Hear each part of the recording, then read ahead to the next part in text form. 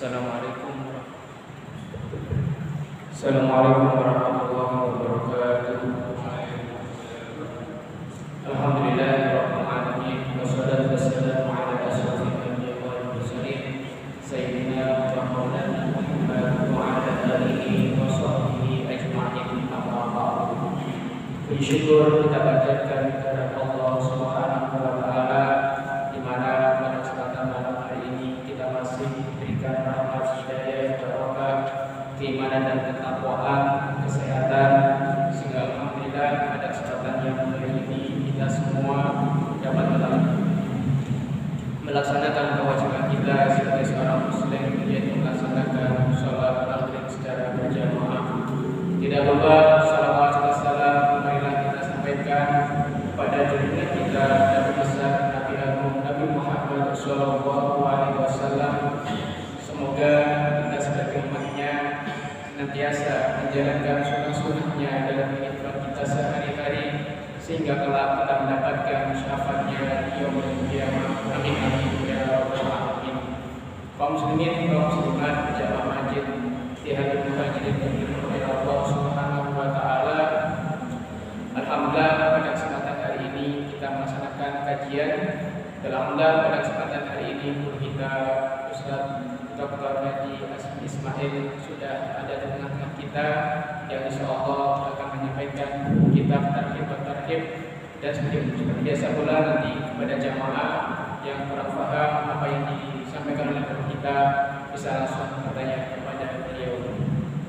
Cukup sekian yang dapat kami sampaikan. Semoga kajian yang akan kita ikuti ini semakin menambah wawasan kita dan semakin mendekatkan diri kita pada Allah Subhanahu wa taala. Bila berkata, Assalamualaikum warahmatullahi wabarakatuh.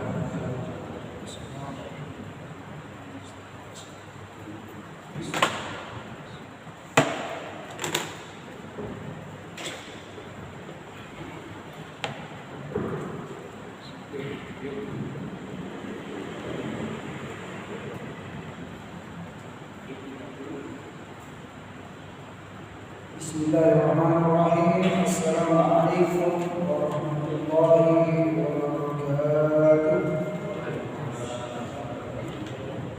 Alhamdulillahirabbil alamin. Alhamdulillahilladzi nahmaduhu wa nasta'inuhu wa nastaghfiruhu wa nastaghfiruh wa na'udzu bihi min shururi anfusina wa min sayyiati a'malina. Man yahdihillahu fala mudilla lahu wa man yudlil fala hadiya lahu.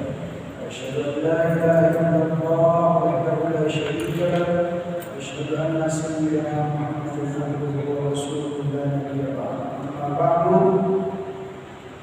Bapak-bapak dan Ibu, kaum muslimin kaum muslimah rahimahumullah.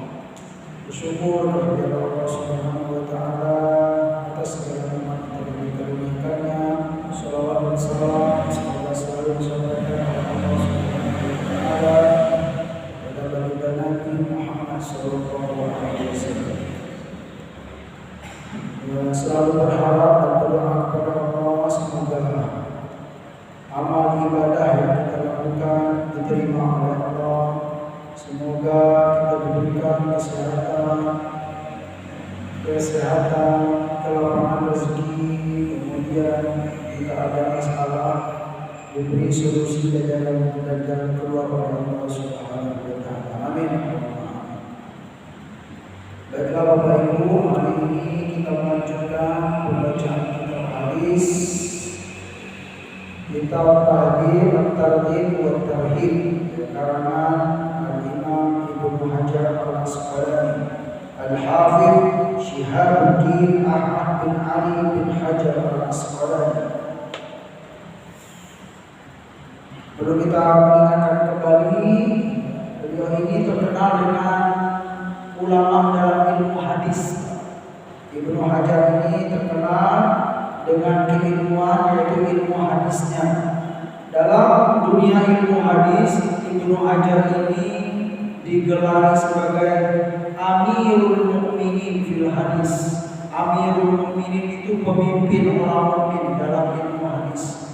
Artinya ya keilmuan beliau tentang ilmu hadis itu sungguh menakjubkan dan dan diakui oleh seluruh ulama di dunia Islam dalam sejarah Islam itu loh.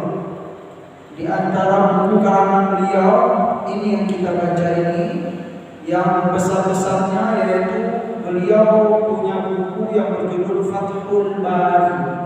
Fathul Bari itu syarah dari Sahih Bukhari atau penjelasan dari Sahih Bukhari. Sahih Bukhari itu penjelasannya yang terkenal itu ada 3 Bapak Ibu. Penjelasan atau syarah dari Sahih Bukhari itu yang terkenal di dunia Islam itu ada 3. Yang pertama Fathul Bari. Fathul Bari inilah karangan Ibnu Hajar. Ya. Yang kedua Umdatul Qari namanya. Umdatul Qari itu karangan Al-Imam Al-Aini. Ya. Al-Aini. Yang ketiga ada nama kitab Irsyadul Sari. Irsyadul Sari itu gede-gede semua. Segini-segini semua bukunya Pak. Karena sudah dijelaskan. Karena Sahih Bukhari itu kan tipis sebenarnya. Bukunya kumpulan hadis-hadis Sahih itu kan dikit. Paling kalau dibukukan 3 jilid atau 2 jilid. Karena belum dijelaskan makna-makna hadis. Dikumpulkan oleh Imam Bukhari itu kumpulan hadis. Kemudian kumpulan hadis itu dijelaskan. Maksudnya ini maksud Rasulullah, semuanya dijelaskan oleh imam-imam yang hadir setelah Imam Bukhari. Buku yang setipis itu, yang tidak terlalu tebal, gede lah. Tetapi setelah dijelaskan menjadi segini, ilmu yang para ulama itulah. Dan itu tentu menjadi amal jariyah bagi beliau. Kan? Selagi kitab itu dipelajari oleh orang, selagi kitab itu dibaca oleh orang banyak mengambil manfaat dari buku-buku yang telah ditulis oleh beliau itu, tentulah kita yakin, kita berdoa semoga mengalir semua pahala ya, kebaikan sampai hari kiamat. Itulah pemahaman dari hadis Nabi SAW. Apabila anak Adam meninggal, maka terputuslah segalanya ya. Kecuali apa? Kecuali 3. Itu dia. Pertama, shadaqatin jariyatin wa ilmin yuntafa'u bihi wa waladin sholih yad'u lahu. Yang pertama sedekah jariyah. Sedekah jariyah itulah yang disebut dengan wakaf dalam fikih Islam atau ekonomi dan keuangan Islam. Wakaf itu enggak putus-putus pahalanya ya, karena memang dia enggak boleh dihilangkan wakaf itu. Kalau sudah niat wakaf selama-lamanya ya, mau dipakai, mau digunakan secara real ataupun manfaatnya juga boleh. Yang penting semuanya nggak boleh terputus sampai hari kiamat, itu wakaf. Makanya saat kita meninggal, kalau kita punya harta wakaf, insya Allah itu akan mengalir Bapak Ibu yang dimuliakan oleh Allah Subhanahu Wa Taala. Makanya sudah sewajarnya juga gitu ya, bagi hamba Allah yang punya banyak aset ya, memikirkan perkara-perkara wakaf ini. Karena dalam sejarah kita melihat wakaf ini, para sahabat yang punya banyak harta, para sahabat Nabi dan para tabi'in, semuanya mereka berwakaf. Kalaupun tidak setengah, kalaupun tidak seperempat, pokoknya ada tanah wakaf, apa istilahnya, harta wakaf yang mereka gunakan. Karena memang itu anjuran dari Rasulullah SAW. Nah, ternyata sistem wakaf ini juga itu dipakai oleh orang-orang sebelum Islam atau orang-orang di luar Islam. Itu menggunakan sistem wakaf ini. Ya, mungkin mereka menggunakan sistem wakaf ini nggak ada dasar, pokoknya jalankan saja. Tapi kalau kita dalam Islam, wakaf itu lengkap, ya. Dalilnya ada dalam Al-Quran, hadis Nabi-nya begini, kamu kalau melakukan ini kamu akan mendapatkan ini sampai hari kiamat. Sekalipun kita sudah berada di alam barzakh, kebaikan itu akan tetap mengalir kalau kita punya aset wakaf. Nah, mendingan kita pakai aset wakaf daripada ya, kalau kita pikir-pikir kan, mungkin kalau bagi kita yang belum paham tentang wakaf, mungkin mikirnya mendingan untuk anak saya, gitu kan? Anak saya. Kalau kita pikir-pikir dengan pemahaman yang wakaf yang diajarkan oleh Nabi itu, kalau hanya untuk anak, si anak kan juga akan meninggal semua, gitu kan? Semuanya akan berakhir semuanya. Kalau sudah yang mendingan kalau si anak itu nanti juga mempergunakan, tapi ujung-ujungnya semuanya akan berakhir. Makanya lebih aman itu memang harus ada, itu dia. Kalaupun nggak banyak kita harus ada melaksanakan wakaf ini karena itu sangat berharga sekali ya, subhanallah. Kemudian ilmu yang bermanfaat, nggak putus-putus. Nah inilah yang dipraktikkan oleh para ulama. Itu dia. Dalam sejarah Islam mungkin kita ingin menyampaikan sedikit ya, wakaf itu yang dipraktikkan oleh Al-Azhar sekarang. Jadi Al-Azhar sekarang itu baik kampusnya, baik masjidnya itu pakai sistem wakaf. Jadi harta Al-Azhar Mesir itu menurut penelitian hartanya itu lebih banyak daripada harta negara Mesir. Ya, tentulah Al-Azhar itu berdiri sebelum berdirinya negara Mesir. Jadi hartanya lebih banyak daripada harta negara. Aset wakaf Al-Azhar itu lebih banyak daripada aset yang dimiliki oleh negara. Sungguh menakjubkan. Makanya sampai sekarang orang-orang yang kuliah ke Al-Azhar itu ribuan, banyak puluhan ribu setiap tahun pergi kuliah ke Al-Azhar itu nggak ada yang bayar.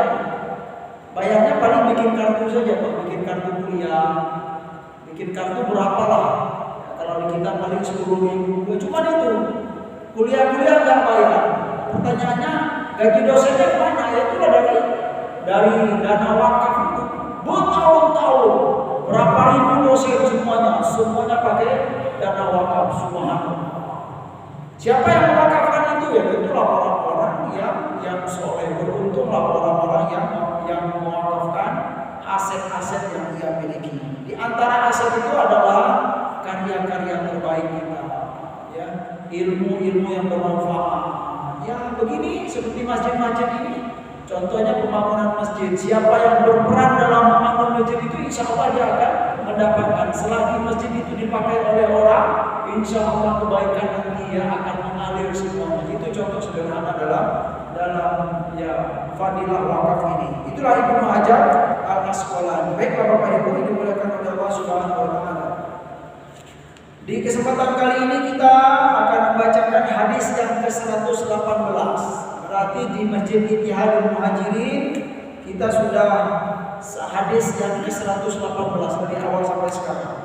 Ya saya di masjid yang lain juga ada pengajian kitab ini, alhamdulillah di Pemuda 2 itu sudah berjalan. Tetapi masjid Ittihadul Muhajirin duluan gitu ya. Duluan. Masjid lain masih ketinggalan. Alhamdulillah. Masjid yang lain itu baru hadis ke-90. Ittihadul Muhajirin sudah masuk hadis ke-18. Insyaallah semoga ini berjalan dan bermanfaat bagi kami yang menyampaikan dan buat kita semua yang mendengarkan. Hadis yang pertama untuk hari ini. Wa 'an Ibnu Umar radhiyallahu anhuma anna Rasulullah sallallahu alaihi wasallam qala salatul jama'ati afdalu min salatil fardhi bi 27 darajah. Muttafaqun alaih. Ini hadis yang pertama. Salat berjamaah itu kata Nabi sallallahu alaihi wasallam, hadis dari Ibnu Umar, salat berjamaah itu lebih afdol daripada salat sendirian min salatil fardhi. Berapa derajat? Bisa bagi 20 darajat. Ya 27 derajat. Hadisnya sahih. Subhanallah. Tentu ya, dengan mengetahui hadis-hadis ini kita semakin semangat, gitu, semakin yakin bahwa amalan yang kita lakukan itu memang ada diajarkan oleh Nabi kita sallallahu alaihi wasallam. Hadis yang kedua, wa an Umar bin Khattab radhiyallahu anhu an Nabi sallallahu alaihi wasallam annahu kana yaqul man shalla fi masjidin jama'atan 40 lailatan la yafutuhu rak'atul ula min shalatil isya kataballahu lahu biha itqan minan nar. Dari Sayyidina Umar bin Khattab radhiyallahu anhu dari Nabi sallallahu alaihi wasallam annahu kana yaqul bahwa Nabi bersabda, barang siapa yang sholat di masjid secara berjamaah 40 lailatan selama 40 malam, ya. Sholat berjamaah selama 40 malam, la yafutuhu raka'atul ula. Selama 40 malam itu dia tidak pernah terlewatkan rakaat pertama. Artinya nggak pernah masbuk. Pokoknya memang standby. Allahu Akbar kata imam, dia langsung. Ya, la yafutuhu raka'atul ula. Dia tidak pernah melewatkan rakaat pertama. Artinya kalau rakaat pertama itu kan sudah rakaat pertama, ya terhitung. Kalau kita sudah kelewatan rakaat pertama berarti nggak sempurna lagi jamaah kita, itu intinya. Jadi sempurna jamaahnya selama 40 malam min sholatil isya. Di sini disampaikan karena 40 malam, jadi ukurannya apa? Setiap sholat isya dia tidak pernah meninggalkan. Pokoknya ya maksud bukan hanya sholat isya saja gitu ya jamaah, subuh juga gitu. Jangan sampai salah paham gitu kan. Karena dalam hadis ini disebut min sholatil isya, ya ngejar sholat isya aja, sholat subuh nggak berjamaah, sholat zuhur nggak berjamaah, bukan begitu. Pokoknya 40 malam itu 5 waktu berjamaah dan ukuran terakhirnya adalah sholat isya. Dia tidak pernah meninggalkan sholat isya berjamaah. Apa fadilahnya kata Nabi? Kata Allahu lahu biha itqan minan nar. Maka Allah akan mencatat ia sebagai hamba yang terhindar dari api neraka. Tapi dalam penjelasannya hadis ini hadis dhaif. Nah, hadisnya hadis dhaif. Maksud hadis dhaif itu hadisnya lemah, tidak terlalu kuat. Tetapi perlu kita lihat dalam kajian ilmu hadis. Hadis dhaif itu tidak semuanya harus dibuang. Ya, sekalipun ada ulama, sebagian ulama mengatakan tidak perlu berdalil pakai hadis dhaif. Iya, memang ada pendapat ulama. Tetapi kami harus menyampaikan kebanyakan para ulama, ya, kebanyakan para ulama mengatakan boleh berdalil pakai hadis dhaif. Dengan catatan untuk apa? Untuk fadhailul amal atau memotivasi orang. Itu dia. Memotivasi orang agar orang semangat dalam beramal, itu diperbolehkan. Lagian hadis dhaif itu terkadang hadis dhaif, hadis yang lemah itu dia bisa dikuatkan dengan hadis yang lain. Itu dia, Pak. Makanya kebanyakan para ulama boleh berdalil atau berpegang kepada hadis dhaif itu boleh, selagi hadisnya tidak terlalu lemah betul. Buktinya apa? Tentang sholat berjamaah ini banyak sekali hadis-hadis yang lain yang akan menguatkan bahwa fadilah sholat berjamaah itu memang mulia. Itu dia. Jadi intinya tidak semua hadis dhaif itu kita buang gitu Bapak. Tapi perlu kita ketahui juga Bapak Ibu, memang ada sebagian ulama yang memang punya cara dalam mengambil hukum. Kalau hadis dhaif tidak dipakai, boleh. Mungkin itu cara, tidak apa-apa. Tapi cara yang paling banyak perlu kita ketahui boleh dipakai. Kenapa? Terkadang hadis-hadis dhaif itu bisa dikuatkan dengan hadis-hadis yang lain. Nah, itu dia. Selanjutnya, wa an Abi Hurairah radhiyallahu anhu qala Rasulullah sallallahu alaihi wasallam. Hadis ini dari Abu Hurairah radhiyallahu anhu. Beliau berkata, Nabi bersabda, qala Rasulullah sallallahu alaihi wasallam, man tawaddaa fa ahsana al-wudu'a thumma raha fa wajada an-nas qad sallu, ya, a'tahu Allahu mithla ajri man shallaha wa hadaraha la yanqusu min dalika min ujurihim syai'a. Ini hadisnya kuat, hadisnya hasan.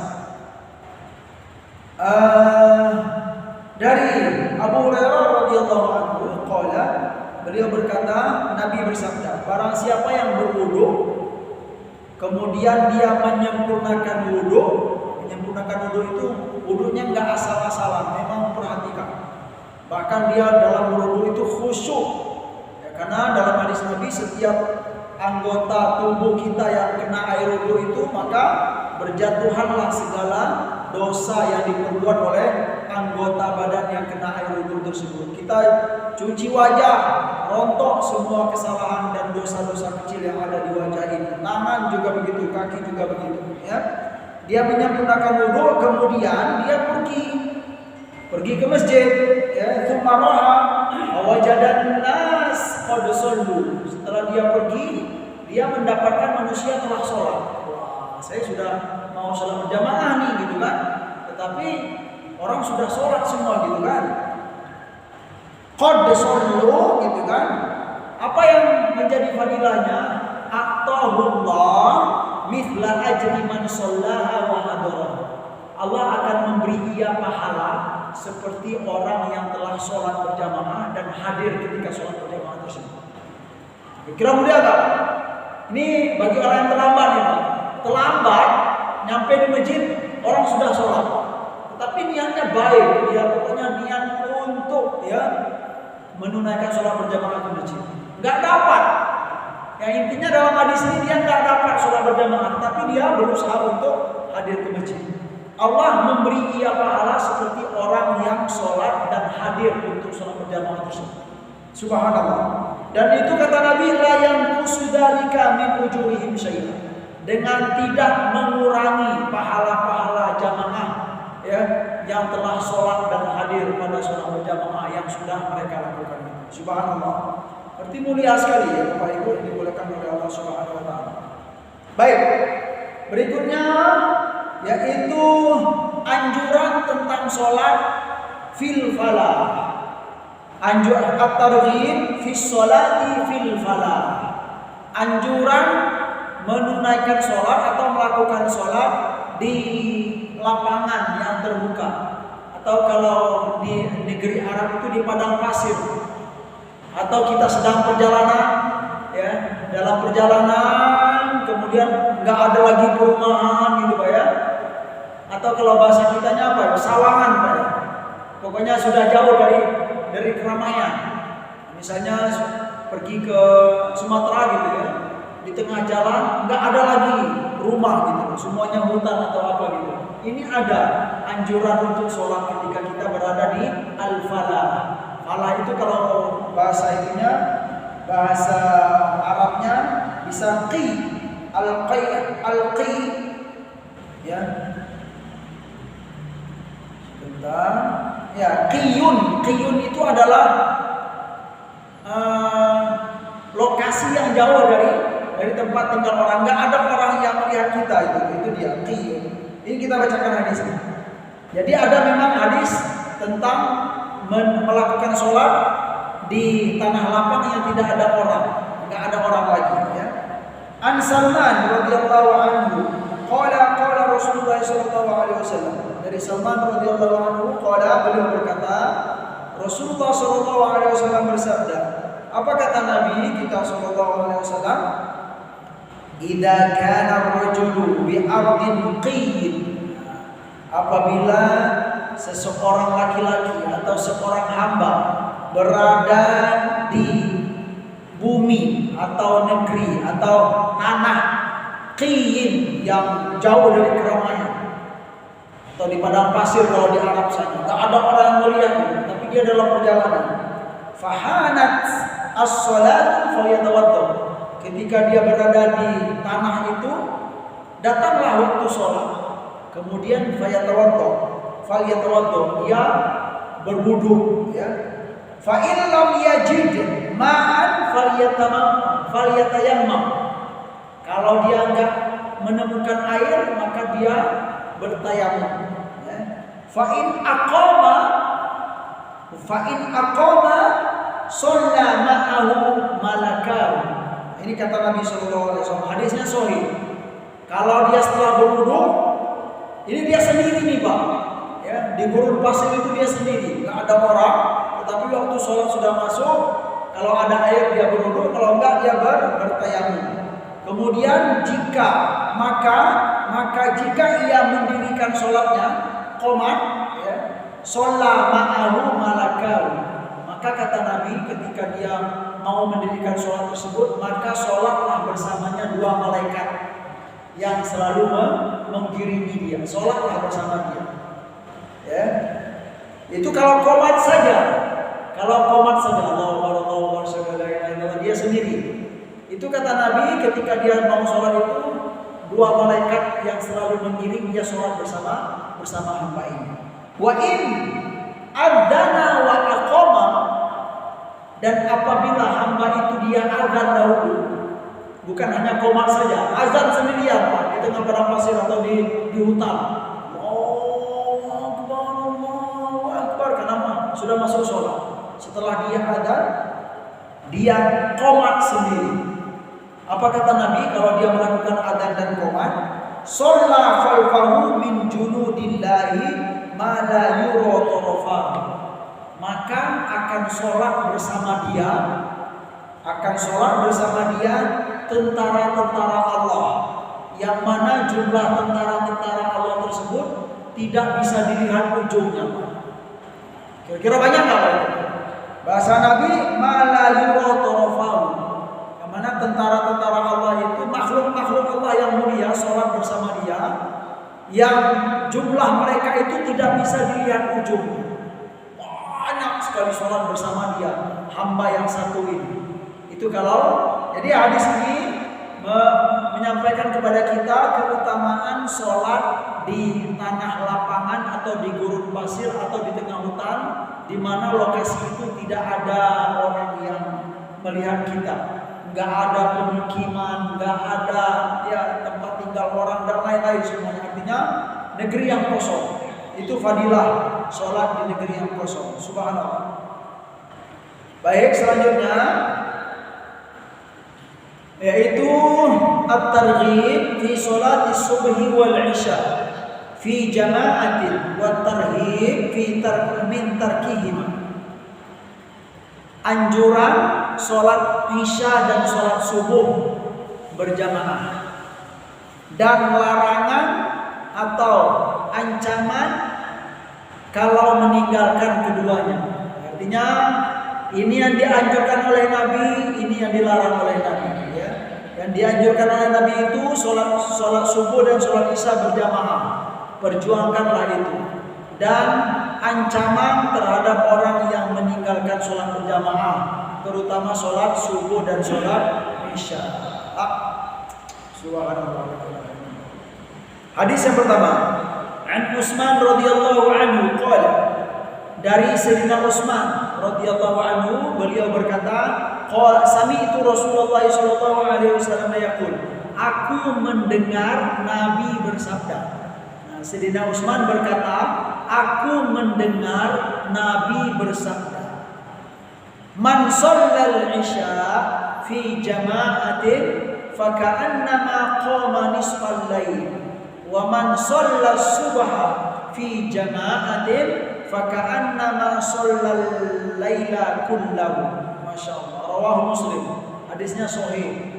Hadisnya kuat untuk dijadikan sebagai dalil. Apa kata Nabi? Barang siapa yang sholat